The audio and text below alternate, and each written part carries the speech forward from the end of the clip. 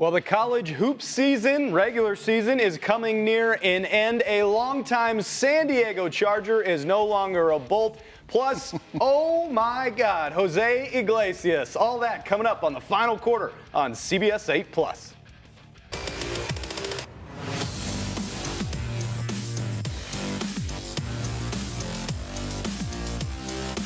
The final quarter begins right now.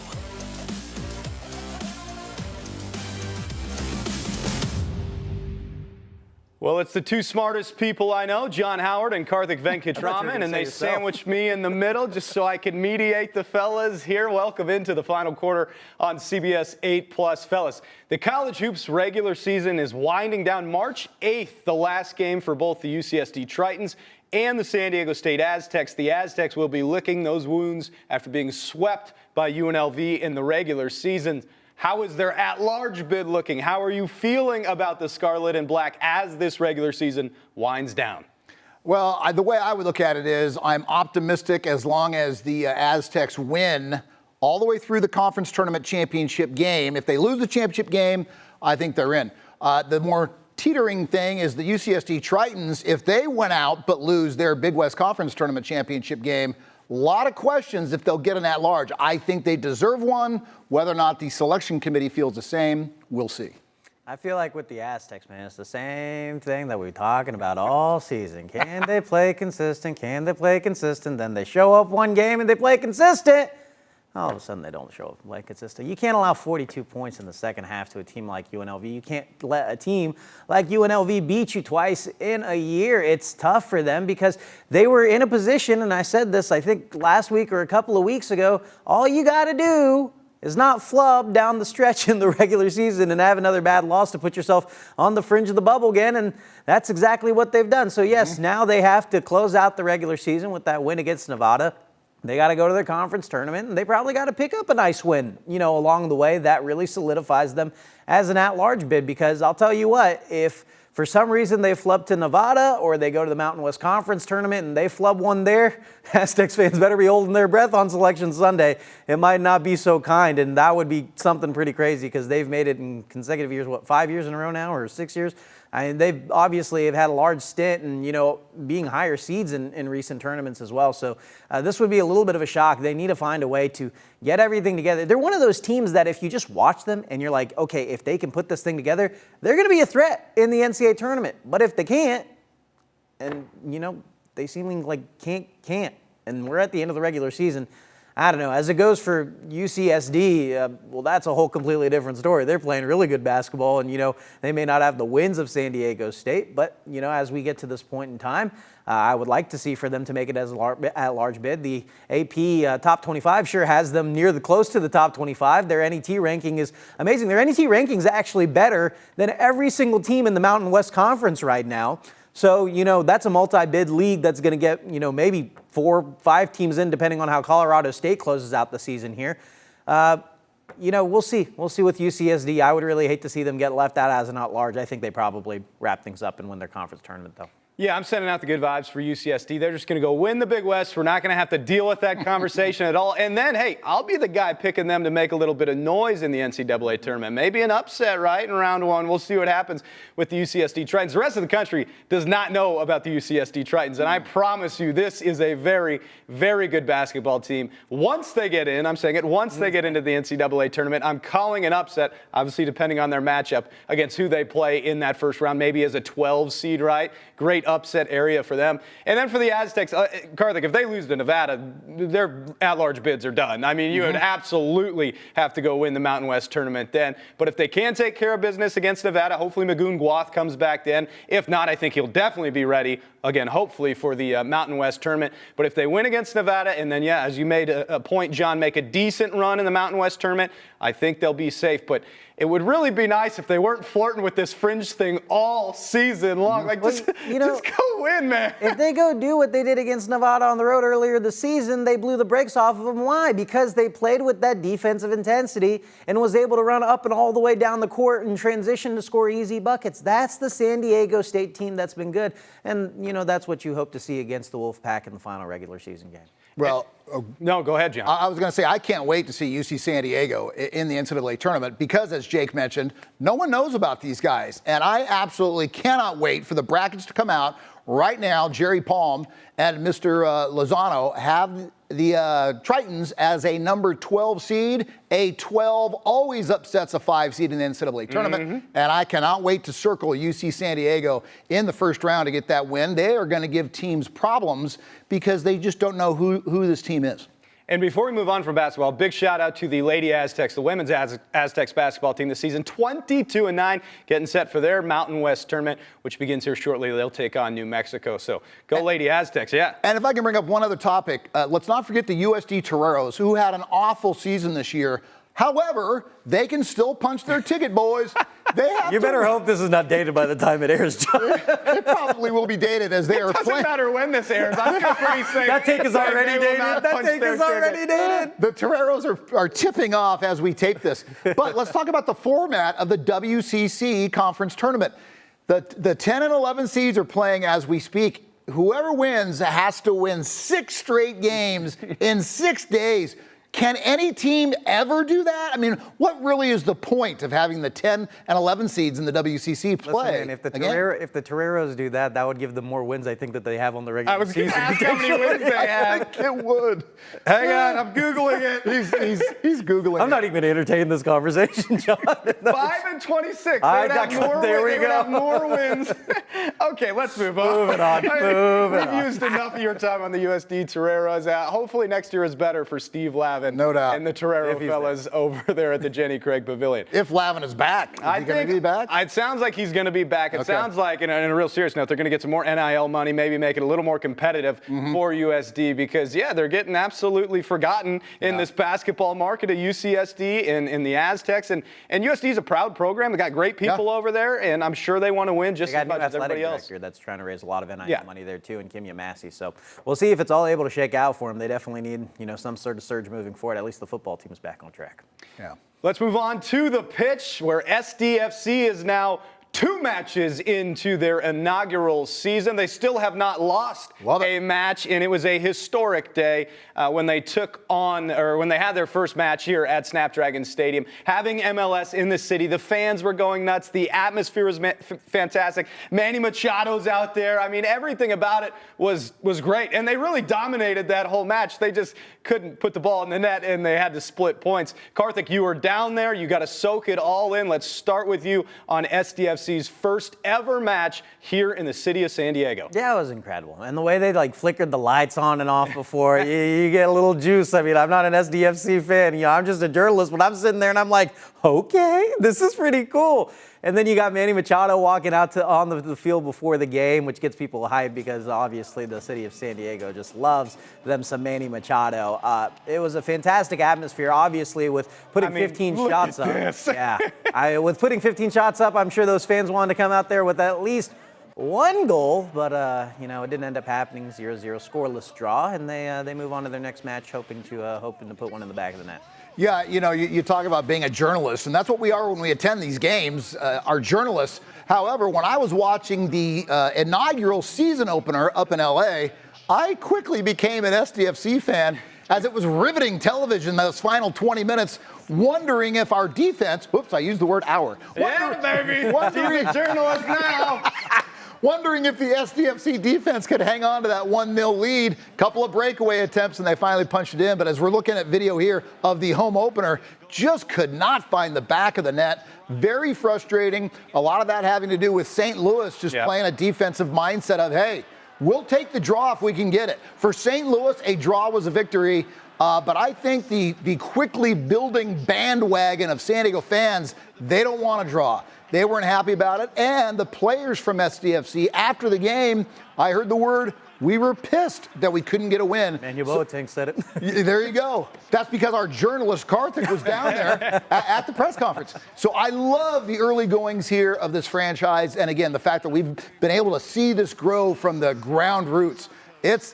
I've really enjoyed it. Great for the city, great for the soccer culture here in San Diego. Yeah, and exactly to your point, John, nobody walked off that pitch or watched this match and thought that St. Louis City SC was the better team out there. San Diego dominated this whole thing, but sometimes that's the beauty or the frustration with the game of football, is that you can dominate for 90-plus minutes and walk away with split points or even a loss at times, right, in this great game. So it's been fun. I think the atmosphere, everything about it was amazing. There was a tough scene to take in for SDFC fans, though, about 30 minutes in when their star DP, Chucky Lozano, reached down to his hamstring and left this match. We got an update today from head coach Mike Ivaris on Chucky Lozano and whether he would be around for the game against Real Salt Lake. It's 30 minutes of high level football from him. And it's incredible. I think he got in behind him for 4 or 5 times in 30 minutes. And he was going to score a goal, for sure, if not 2. You know, that's something that I'm confident saying. Come out. So that's Mike Ivaris touching on how good Chucky played during that game against St. Louis City SC. We learned today, Karthik, when you were out there, that Chucky will not be around for the game against Real Salt Lake, right? Yeah, no, he won't be playing. That hamstring continuing to give him issues. Yeah, I was out at the practice facility Thursday today for us, and you know, we were out there and looking to see if Chucky would be on the practice field on the pitch with his teammates. He was not. He was exercising in the gym, just trying to work his way back. Vara said that he's going to be evaluated week to week moving forward, see where he can go, you know, with his health. They hope to have him back soon, but obviously a devastating blow because of, you know, how much he's able to create that offensive opportunity. You heard Varis just say it, you know, a second ago, you know, 4 or 5 times behind the back line, he would have scored a goal, maybe even 2 if he continued to play, which would have gave them the victory. I mean, he was playing fantastic and creating great offensive opportunities, but, you know, losing a caliber of player like that is tough in the early going of the season, and they're going to have to adjust a little bit over the next little bit. No doubt about it, and devastating is not a bad word, and very typical and frustrating being a San Diego fan. Here we have this brand new franchise. We're 2 games in, we're undefeated, and just like that, the face of the franchise is out. I mean, this is an internationally known player, designated player. This is a guy who you want to just jump on the back of and go for the next 6 months, and then bam, 30 minutes into the second game, he's out. So very frustrating for us long-suffering San Diego sports fans as we pull the violins out. Very frustrating, but let's hope that the team does well in Salt Lake, and despite not having Chucky with us, they come away with a win. Yeah, it's going to be a bigger blow than I think maybe some fans realize. I mean, Chucky did a lot with pulling defense towards him and creating plays. And really, even though you hadn't seen him put one in the back of the net yet with SDFC, he had done a ton for getting the first 2 goals in franchise history in the back of the net and creating a lot of offense for this team. And it's going to be hard to replace a DP. I mean, let's put it frankly. You lose one of your 2 most highest paid players, your DPs, it's going to be hard to replace the guy. Hopefully, San Diego can do it. I think they got a great chance to win against Real Salt Lake. I think that's a team you can really attack and go get after it. So hopefully SDFC does get that victory and they don't have to go long without Chucky. We'll see what that situation is. I think a lot of hype was made about the first 2 matches, right? The inaugural match and then the first ever home match. And it's buzz and it's buzz and it's buzz. But now it is just time for football, right? And the players share that same sentiment. The first 2 games have been a good experience for us. As I said before, it's been a bit special. You know, you're part of the first team and history and all these first. And now we have had our first away game and our first home game. And now that bubble needs to we need to kind of get out of it and be more like now the season really started and people are running. And so are we. And I feel like we've been doing good the first 2 games. And I think and hope we have also surprised people a little bit how long we've come from the first 4, 5, 6 weeks because we felt that we had a lot of good situations in the games, both games. The good thing for San Diego FC is that defense has been playing well, back-to-back clean sheets, 0 goals allowed, so they hope to really bring that. As far as losing your star player in Chucky Lozano, Vara said that, you know, the dynamic's probably going to change a little up front, but they're going to have to figure it out. And everyone that, you know, I heard from is saying, hey, everyone's just going to have to pick it up, take it to a different level, and pick up when you lose a star player like that. So we'll see what they're able to do in their next match. The Padres are bringing in a star player. He might not necessarily be a star in a sense of the biggest name in baseball, but he is a star. Do not get me wrong here. Jose Iglesias is coming to the San Diego Padres. The OMG Jose Iglesias, you may remember him from last year when he had his best year in all of baseball. But my man is also a pop star. Let's not forget. Give us a little taste of the song. I'm not singing it. Oh, my God. Get it, Karthik. Get it, Karthik. Yes, Jose Iglesias is an international pop star. Let's not put it lightly. He has a song that took the world by storm. It was really the rallying cry for the New York Mets all of last season between that and Grimace, right? And he brought a lot of energy. Like, let's talk real baseball about this. He brought a lot of vibes and a lot of energy to that ball club. And that's something that Padre fans have been worried about, right? Losing the Jerks and Profars and the Ha-Sung Kims and the Kyle Higashioka, these VAR guys, these vibes above replacement guys. Well, Jose Iglesias will bring that in. And oh, by the way, he hit .337 last year. Like, this guy's a pretty good ball player. Your guys' thoughts on the Padres bringing in a 35-year-old to take over? Well, it's interesting. 35 years old, he's getting along in his years, and 8 different teams over the last 14 years I mean, this guy is a journeyman. Yeah. And let's not forget his stage name, Candelita, Little Candle. But he was burning bright last year for the Mets. And why didn't the Mets keep this guy if he was doing so well? I think it's a great signing for the Padres. You never know what you're going to get out of him. And I would think you can only get a positive when you look at how well he did last year. And he was an all-star way back in 2015. It's just amazing that he hasn't been able to settle down and stay in one place for an extended period of time.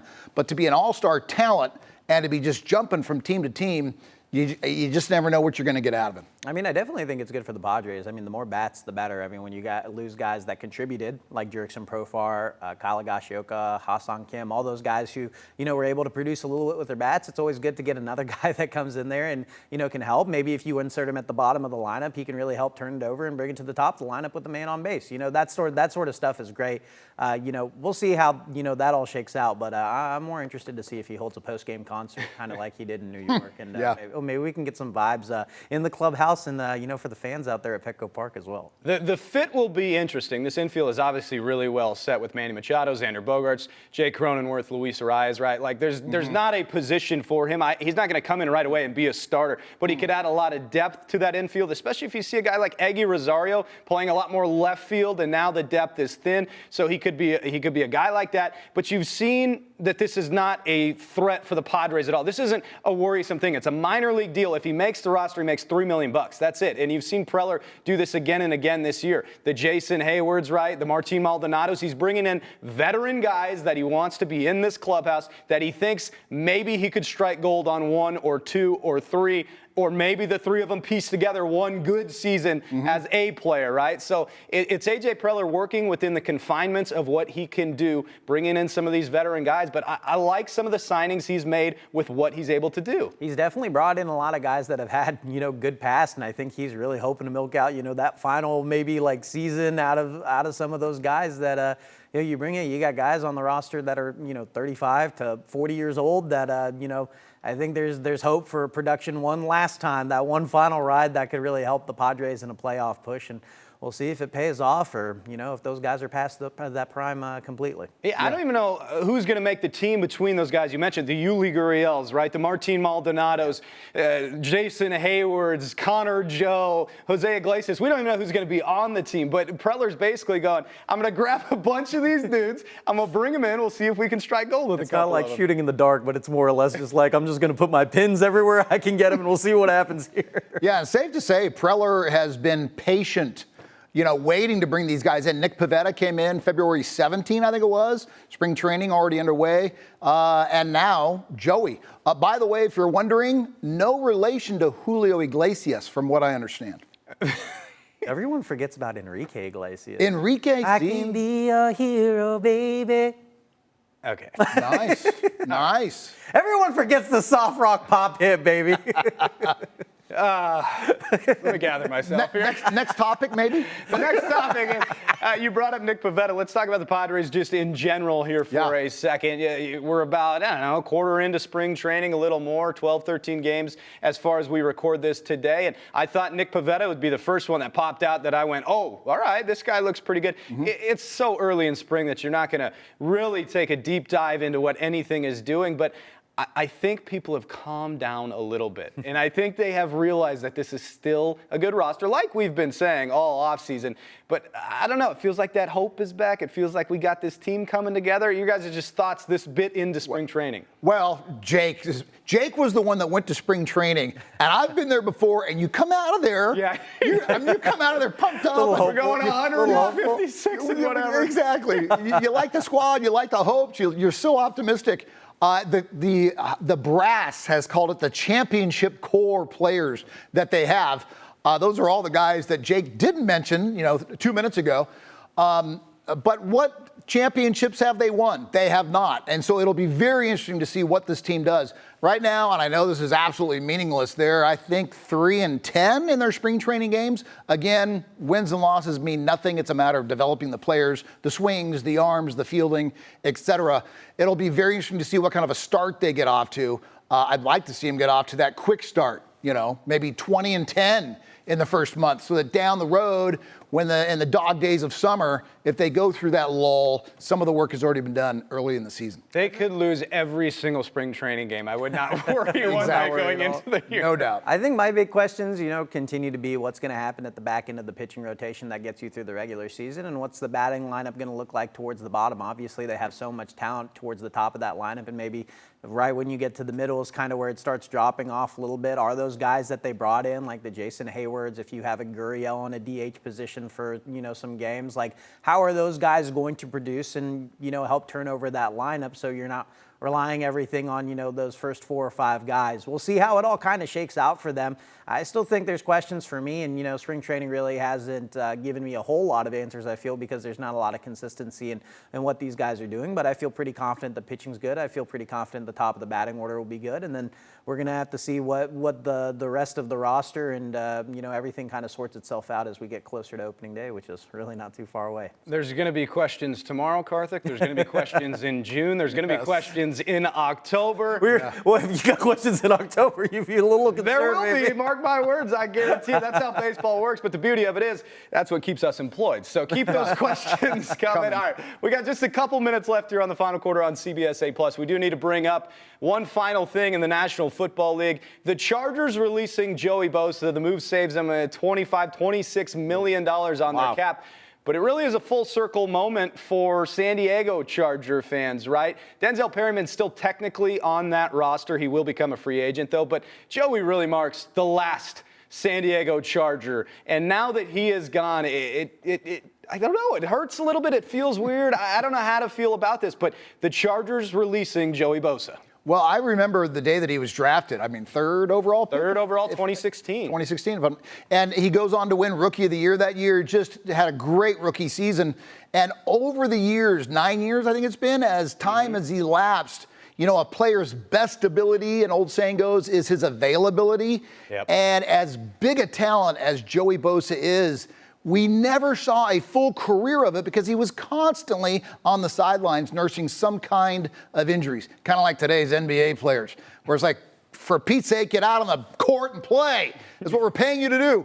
I think football's a little bit different, but it was a little bit frustrating for me following the Chargers just to constantly see him not playing in the game because he is a spectacular talent. Yeah, I think obviously Joey Bosa is a freak. When he came into the league, he was really good. He had a lot of successful years. I think he ranks second in Chargers history for most sacks, despite all their injuries he's played. He was coming off a pretty good year last year, in which he played, I believe, 14 games, which is the most he played in quite some time. But yeah, I mean, like what John said, I mean, it really comes down to the injuries, I think, for me, and durability, as he's, I believe, 29 now, and by the season starts, I don't know when his birthday is, but guy be getting close to 30 in some sort of way. And then you start to envision the long-term future of this team and what you're going to do. And, I think, as a fan favorite for Joey Bosa and how good he's been on that defense, that really hurts for a lot of Chargers fans, also obviously because of, Jake, as he tied it back into, how it pertains specifically to San Diego and his drafting. But this team has now got like $90 million in cap space that they're really going to be able to play with. And there's guys like DK Metcalf that are requesting trades out of Seattle that, the Chargers might be able to add and really help Justin Herbert with more receivers that he can throw to. And then you become a lot deeper on the offensive end. So, that defense was already pretty solid last year. I think adding more offensive pieces definitely help with the money that they're going to get. And we'll kind of see how it shakes out for the Chargers moving forward. The one other note about Joey, I don't think he's going to have troubles jumping up with another team. No way. I would like to see him join the 49ers with his brother Nick, and you'd have a defensive line with the Bosa brothers. That'd be very entertaining. We have an old buddy here, Lou Weiner, is an old producer here at CBS 8, big time Giants fan. 49er fan. Giant. Yeah, call him a Giants fan. That'll make him happy. He was thinking San Francisco Giants. He's a baseball Giants fan. He is a baseball Giants and fan. And a Niners fan. I think it'd be a hoot to see the Bosa brothers play together in San Francisco. Yeah, the move comes as no surprise. Chargers clearing that cap space, but it will be the first time since, speaking roughly here, 1961 that a San Diego Charger will not be on the Chargers roster. Wow. Amazing. That hurts a little bit. Although Denzel Perryman. Yeah, well, he's If a he free comes agent. back. We'll see what happens. I don't know if they're going to bring him back. We, as always, will be back right here next week on the final quarter on CBS 8 Plus. Be sure to join us right here on CBS 8 Plus next week. You can stream now or anytime on your time. Fellas, send the people off the right way. Adios, amigos. I can be a hero, baby. Oh, boy. Cut the tape. Cut the tape. Good night.